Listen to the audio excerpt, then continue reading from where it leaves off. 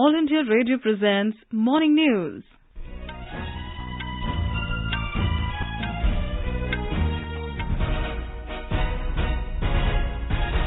Good morning, I am Saira Mujtaba and with me is Subhadra Ramachandran. The headlines. Prime Minister Narendra Modi reviews growing need of human resources required to deal with COVID-19 crisis. Centre waives off IGST on import of COVID-related medical supplies. Education Ministry asks all centrally funded institutions to postpone their offline examinations scheduled this month. Over 1.62 lakh people recover in the country from COVID-19. Tamil Nadu and Kerala to impose stricter measures to check rising cases of COVID. Uttar Pradesh government extends lockdown for 2 more days in the state. Prime Minister Narendra Modi to hold virtual summit with his British counterpart Boris Johnson today. Union Home Ministry seeks report from West Bengal government on violence in the state after election results. Government issues guidelines for production-linked incentive scheme for the food processing industry. And in IPL cricket, Sunrisers Hyderabad to clash with Mumbai Indians this evening.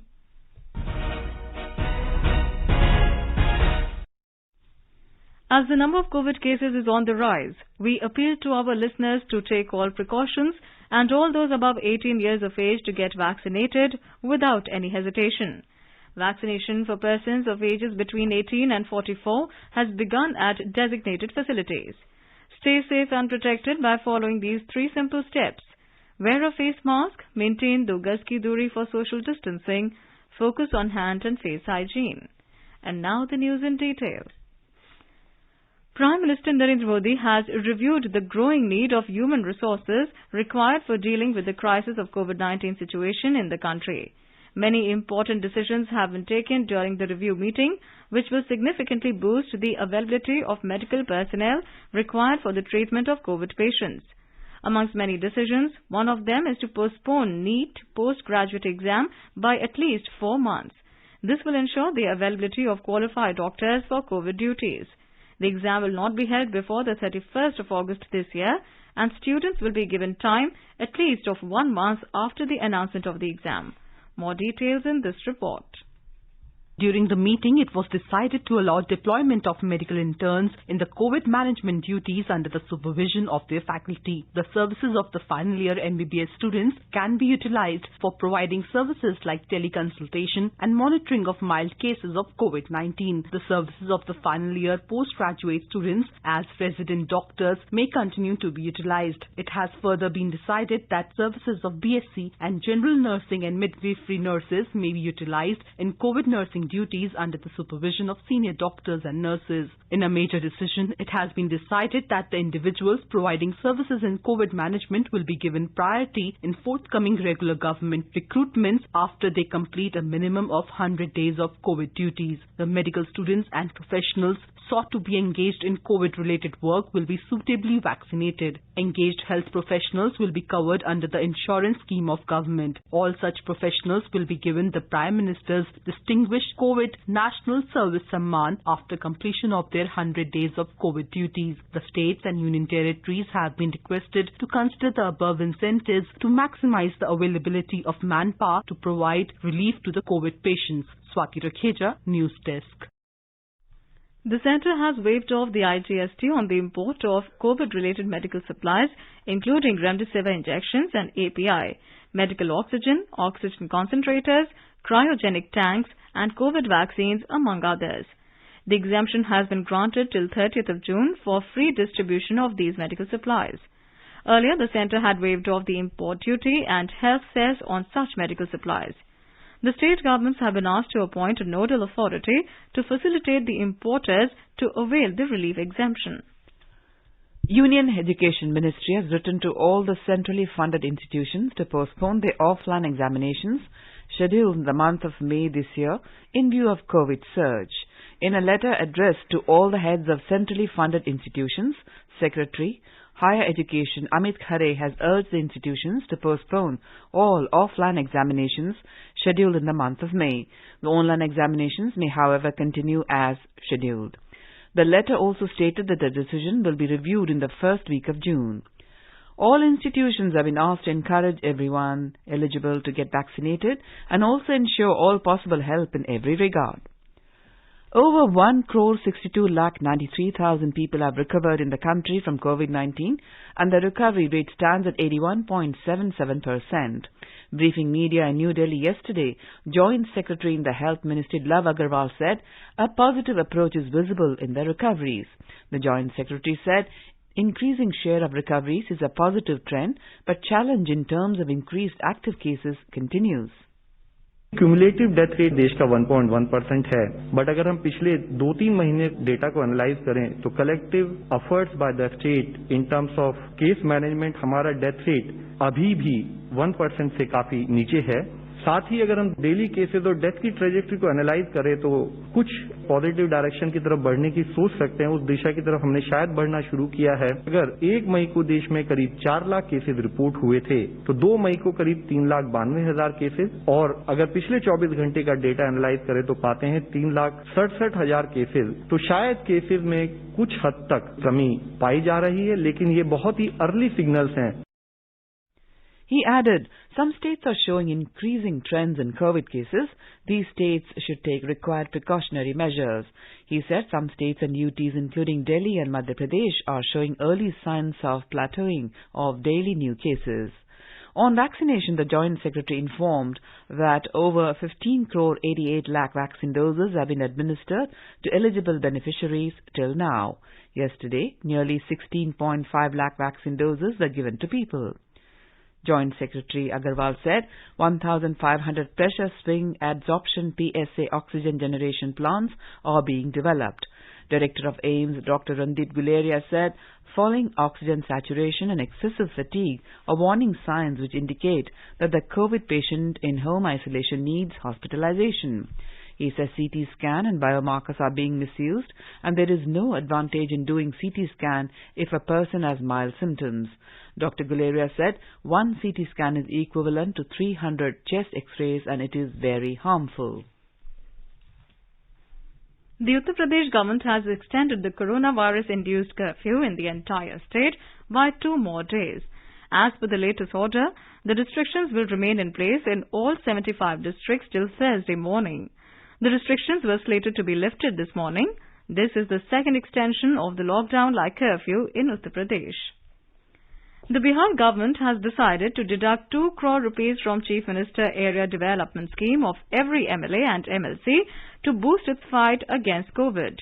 The state government has collected 636 crore rupees from 243 MLAs and 75 MLCs during the current fiscal. The amount will be used for treatment of COVID patients. Development Commissioner Amir Subhani said MLAs and MLCs can give more money if they desire so. Gujarat has recorded 12,820 new cases of COVID-19 yesterday. 11,999 patients recovered during the last 24 hours and were discharged from the hospitals.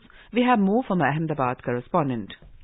The new cases of COVID-19 are decreasing slowly. Similarly, the number of patients recovering from the COVID-19 is also increasing. Maximum 4,616 new cases reported from Ahmedabad, while Surat recorded 1,309 new cases. 140 patients lost their lives yesterday. Gujarat has now 1,47,499 active cases at present, out of which 747 patients are on ventilator. Meanwhile, 1,41,843 persons were vaccinated in the state yesterday. Ahmedabad Municipal Corporation has suspended the vaccination of 45 plus age group in the city from today. According to the release, it will start again after the arrival of a new stock of vaccines. Yogesh Pandya, AIR News, Ahmedabad.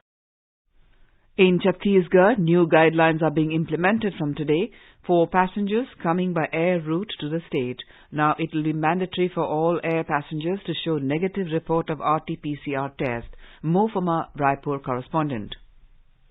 It has been made mandatory from today for all the people coming to Chhattisgarh by air to produce a negative report of the RT-PCR test. This RT-PCR test must be done within 72 hours before the start of the journey. Air passengers will be allowed to enter the state only when their test report is negative. The state government has directed all the airlines to issue boarding passes for the Chhattisgarh to only those passengers who have RT-PCR negative report. If a passenger reaches Chhattisgarh without a negative report, he will not be allowed to come out of the airport. Vikalp Shukla, AIR News, Raipur.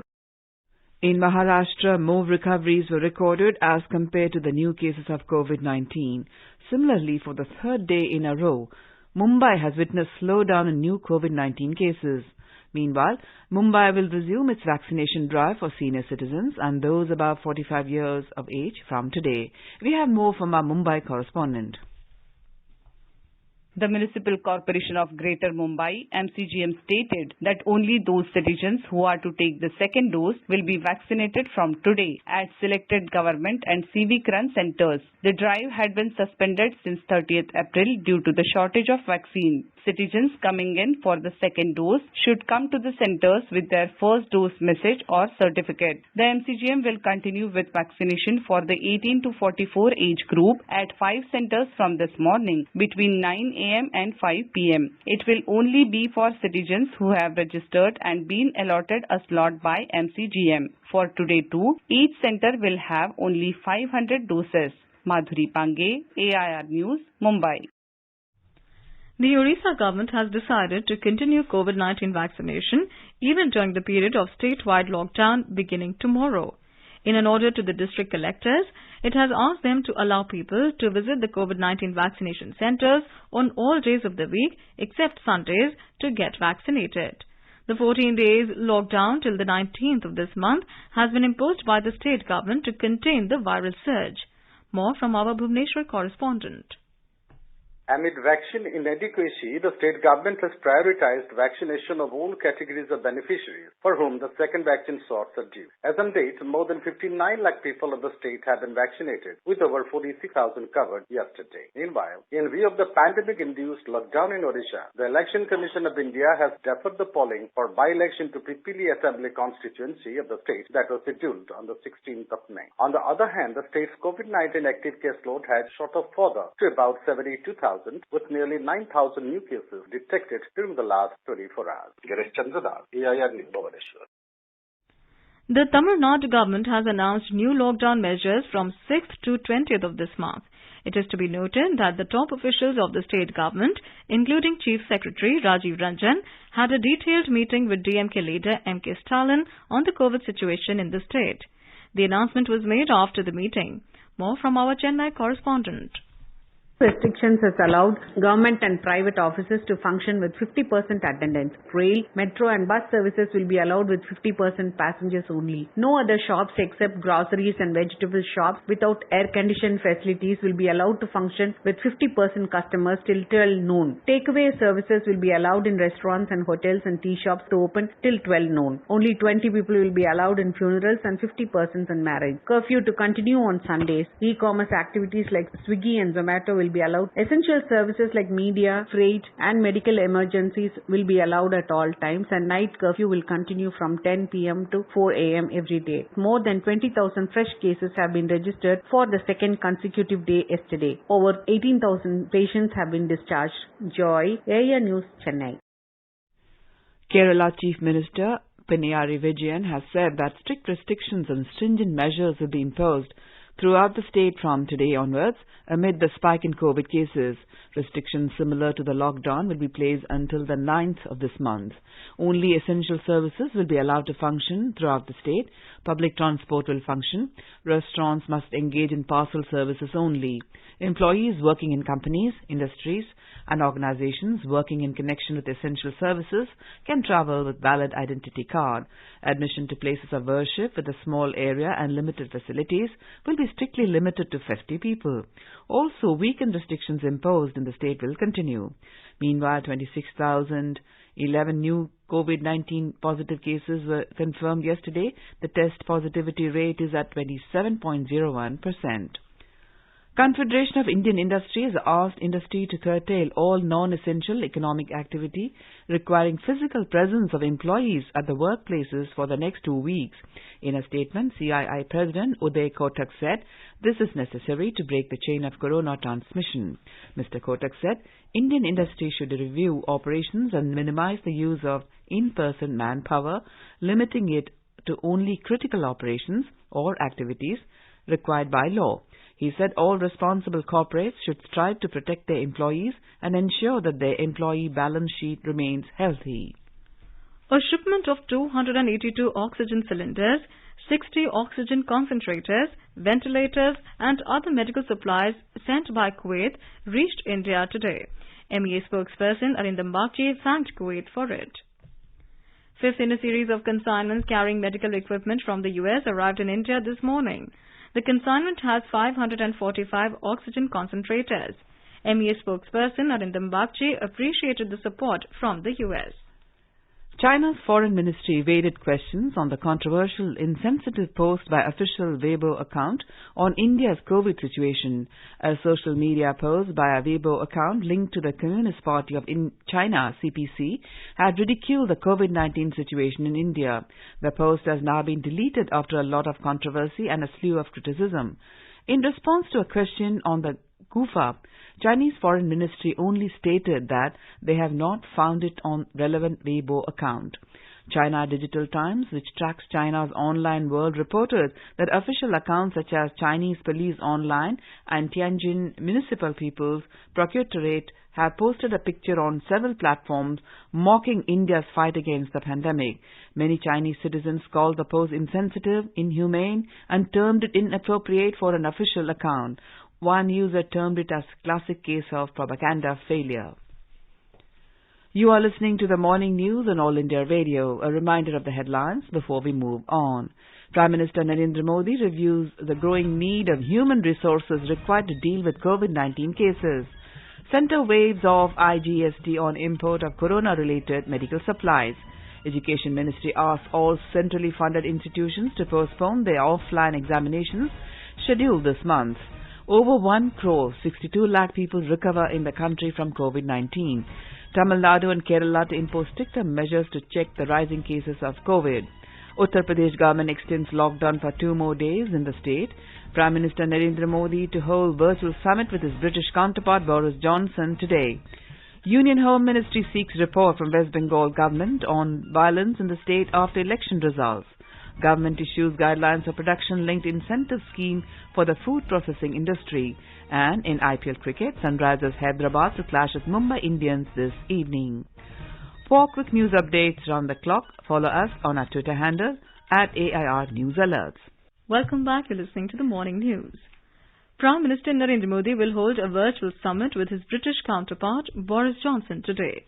During the summit, apart from exchanging views on regional and global issues of mutual interest, both leaders will discuss COVID-19 cooperation and the global efforts to fight the pandemic.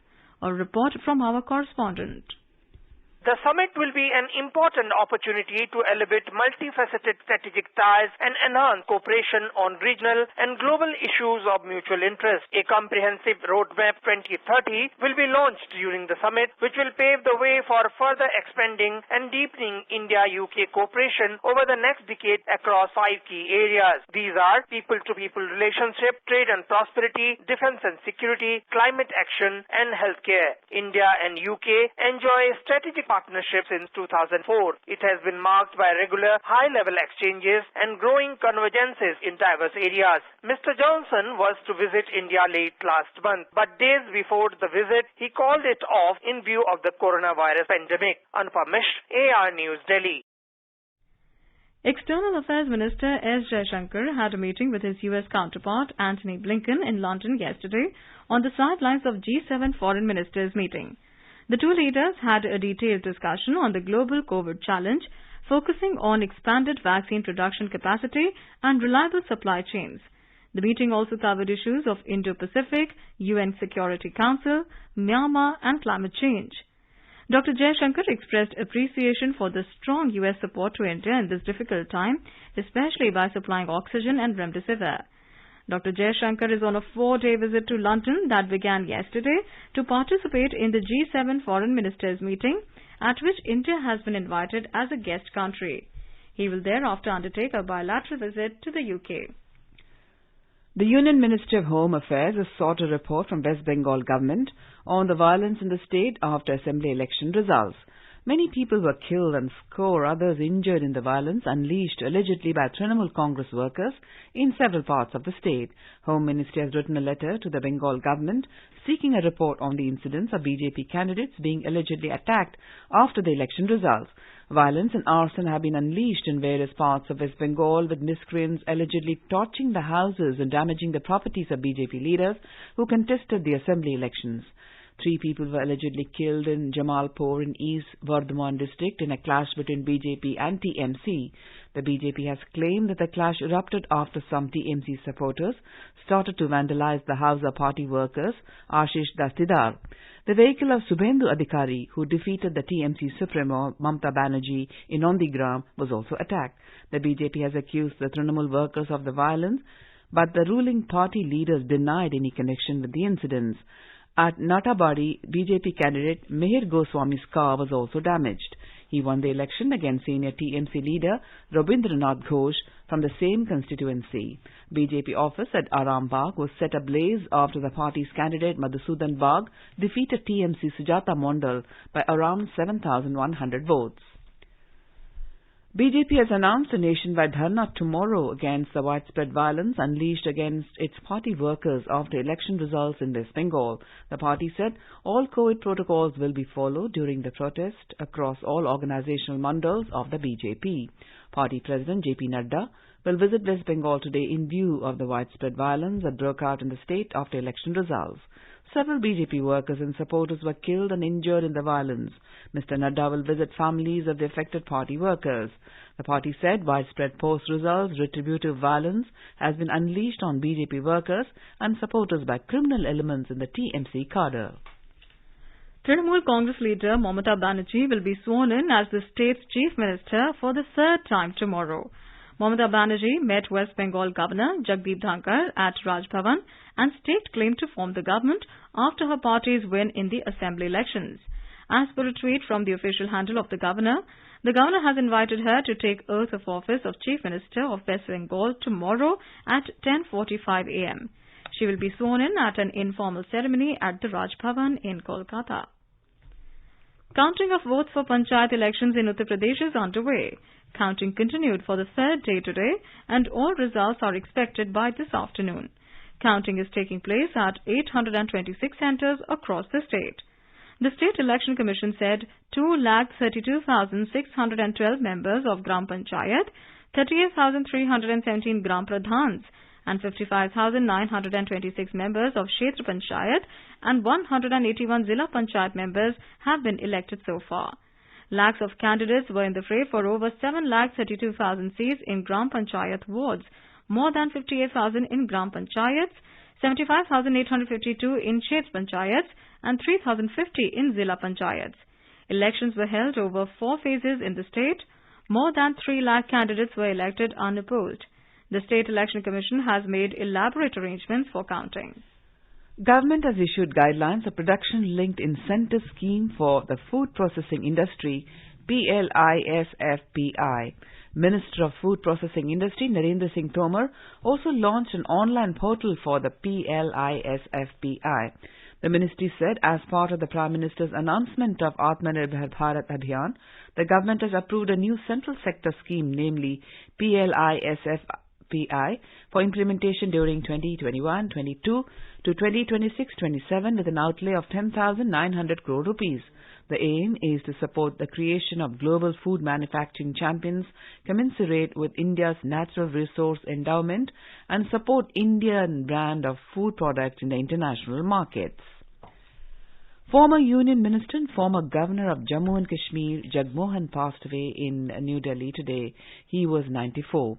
A civil servant, Jagmohan also served as Lieutenant Governor of Delhi and Goa. He was nominated to the Rajya Sabha once and represented New Delhi in Lok Sabha thrice. In the Atal Bihari Vajpayee cabinet, he served as the Union Minister for Communications, Urban Development, Tourism and Culture. He was honoured with Padma Shri in 1971, Padma Bhushan in 1977 and Padma Vibhushan in 2016. In IPL cricket, 31st match of this tournament is scheduled today between Mumbai Indians and Sunrisers Hyderabad in Delhi. Bottom place Sunrisers need to turn things around quickly if they are to make the playoffs, as they have lost 6 of the 7 matches played so far. Sunrisers replaced their captain David Warner and Kane Williamson after 6 matches in the hope to change their fortunes. However, it brought them little respite. They will have to win all their remaining matches to make it to the playoffs. Mumbai Indians, on the other hand, seem to have regained lost form, registering a stunning victory against Chennai Super Kings in the previous match. And now let's take a look at the weather forecast for today. In Jammu, minimum temperature was 25 degrees Celsius. Maximum will be around 38, with partly cloudy sky becoming generally cloudy towards the afternoon or evening or night. Srinagar had minimum of 11 degrees Celsius and maximum will be around 27 degrees. There will be generally cloudy sky with light rain. In Leh, temperature is hovering between 3 to 20 degrees Celsius with partly cloudy sky. In Gilgit, the sky will be mainly clear. Temperature will hover between 12 and 34 degrees Celsius. In Muzaffarabad, temperature will shift from 18 degrees in the morning to 38 degrees Celsius in the afternoon, with mainly clear sky becoming partly cloudy towards the afternoon or evening. National capital Delhi is expected to have a partly cloudy sky with possibility of development of thunder lightning, with minimum temperature recorded at 25 degrees Celsius. Maximum will be around 39 degrees Celsius. Chandigarh will have a partly cloudy sky with temperatures hovering between 25 and 38 degrees Celsius. Mumbai will have a partly cloudy sky. Minimum temperature was 26 degrees Celsius and maximum will be around 34 degrees Celsius. Chennai will also have a partly cloudy sky with minimum temperature recorded at 27 degrees Celsius. Maximum is expected to be 36 degrees. In Kolkata, there will be rain or thunder showers with strong gusty winds. Minimum temperature in the metropolis was 25 degrees Celsius, while maximum will be around 33 degrees. Dehradun may have thunderstorm with rain today. Temperature will move from a minimum of 20 degrees to a maximum of 34 degrees Celsius. In Hyderabad, rain or thunder showers would occur towards the evening or night. Temperatures will vary between 26 and 36 degrees Celsius. Patna will have a partly cloudy sky with possibility of rain or thunderstorm or dust storm. And now an overview of today's newspapers. Dailies have covered different aspects related to the latest COVID scenario today. The Tribune quotes Finance Minister Nirmala Sitharaman in its headline, "No space for vax nationalism," adding that the minister urged nations to share technologies on COVID vaccines amid the pandemic. Hindustan Times report, Boris announces trade with India worth $1 billion, including an investment of £240 million by the Serum Institute of India for its vaccine business in Britain ahead of a virtual summit with PM Modi. The Hindu Business Line informed, Pfizer in vaccine talks with government, while the Financial Express writes, Pfizer seeks speedy nod for vaccine supply. The Hindu informed, no GST on imports of vaccine medical oxygen. The Economic Times in its 2 leading headlines writes, order for 160 million vaccine doses placed last month, says Centre, and on augmenting the COVID workforce, quotes the Prime Minister, on duty, final year medical students and pre-PG doctors. And finally, in some relief for parents, the Times of India quotes the Supreme Court in its headline, schools must reduce fees for online-only classes. And now, before we end the bulletin, the headlines once again. Prime Minister Modi reviews growing need of human resources required to deal with COVID-19 crisis. Centre waives off IGST on import of COVID-related medical supplies. Education Ministry asks all centrally funded institutions to postpone their offline examinations scheduled this month. Over 1.62 lakh people recover in the country from COVID-19. Tamil Nadu and Kerala to impose stricter measures to check rising cases of COVID. UP government extends lockdown for 2 more days in the state. Prime Minister Modi to hold virtual summit with his British counterpart Boris Johnson today. Union Home Ministry seeks report from West Bengal government on violence in the state after election results. Government issues guidelines for production-linked incentive scheme for the food processing industry. And tonight will cricket, Sunrisers Hyderabad to clash with Mumbai Indians this evening. And with that, we end the morning news. Have a great day.